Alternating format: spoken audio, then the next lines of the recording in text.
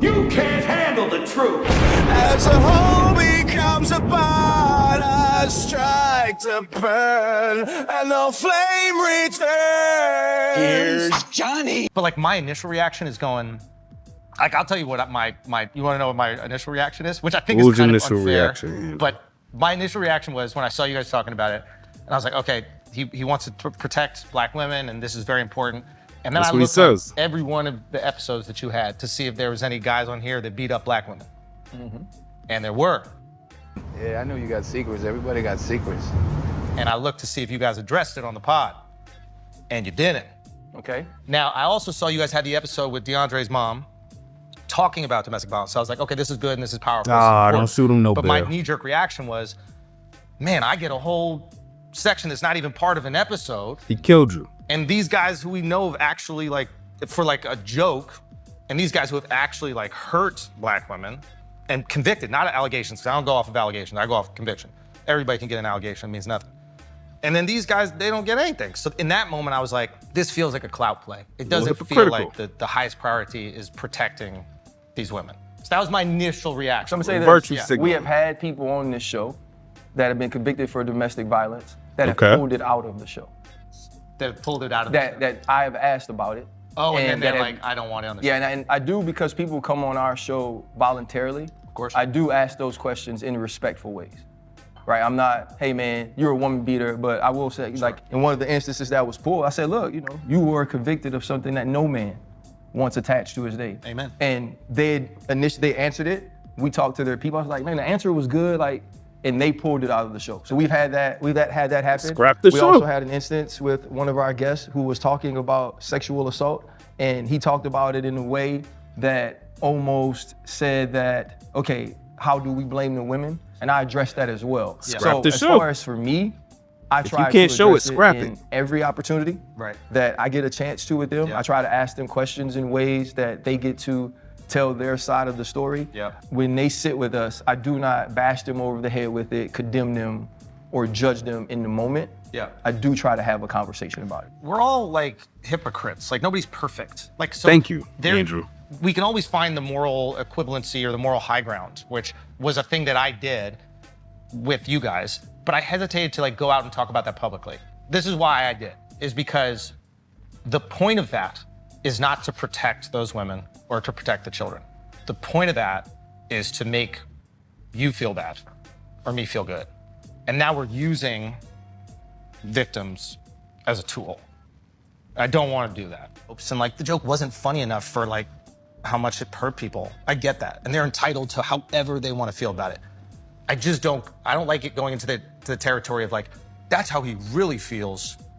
And he's just using it as like a smoke screen to say how he really feels. It's like, We no, do how I that really shit feel a is I lot, just want brother. to laugh. What happened is, like, you're saying that like I spoke on a joke in a way that you don't think was fair, when if you listen to me, I used your joke to say something I wanted to say anyway. Let me clarify. That's not fair. However you react is fair. Right, but my point That's is, not I didn't fair. paint you as anything.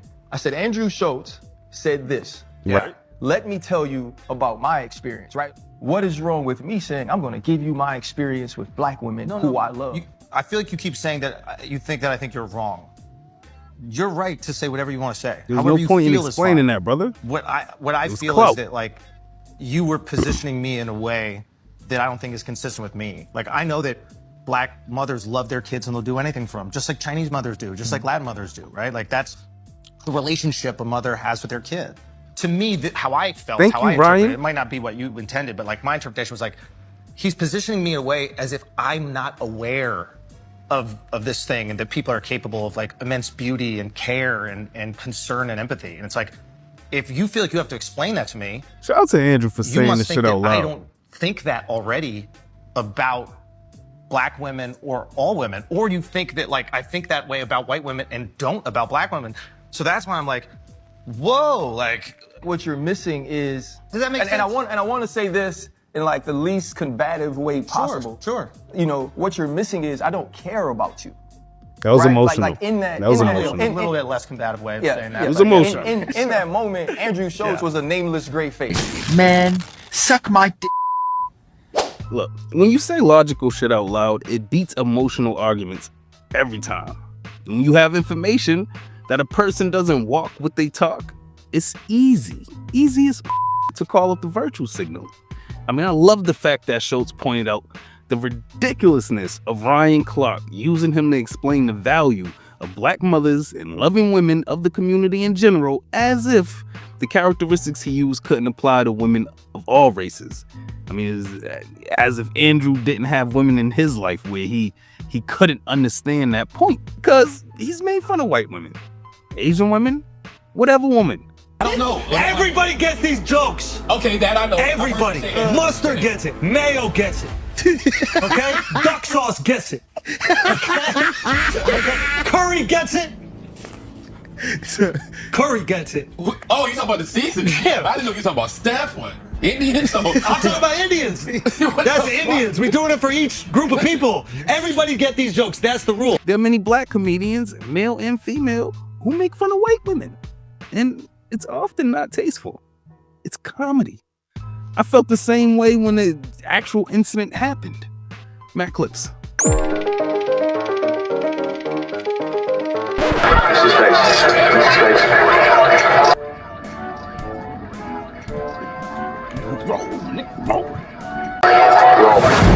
Shits and Gig podcast host James Duncan and Fawad Dawodu on his own show, Flagrant Podcast. There, the group will discuss a TikTok trend called the Black Girlfriend Effect. Oh, you don't know about blow up the other culture. Yeah, so you'll see a guy who's had a black girlfriend, all of a sudden he's got buzz cut, like... Yeah. They shave their hair because they start losing it. Because they're so stressed being around this black girl complaining about shit all the time. It's a joke. They grow a beard because there's more cushion when they get slapped the fuck out of it. Listen, bro, look. Obviously, if you're not aware of the trend, there's this trend called the Black Girlfriend Effect. With guys of different races were dating black women and glowing up, well, naturally, being touched with the tinge of black culture. You know what I mean? They were making these men more like the black men they were running away from. But how many people don't like, even black women joke about black women, not playing. He's pretty much saying black women don't play. Now, if he said it that way, it probably wouldn't be any type of backlash there. You know what I mean? And also, if it was the other way around, same result of the joke. You know what I mean? But it's, it was more on towards the black men. The fault of the black men being cussed out was more on the fault of the black man. Like, black women have to hit you because, you don't take care, you don't take care of the house, or you always cheating on them or something like that. Then the joke would have went well. It'd have been like black women probably would have accepted it, and all of virtue signaling would have accepted it as well. You know what I mean? Like, you picking on black men again. Yeah, black women have a reason to be mad. So, and then he pointed out the guests that Ryan Clark has had on, many of them football players who have had questionable pasts with black women, even violent pasts with black women. And they didn't get an entire monologue.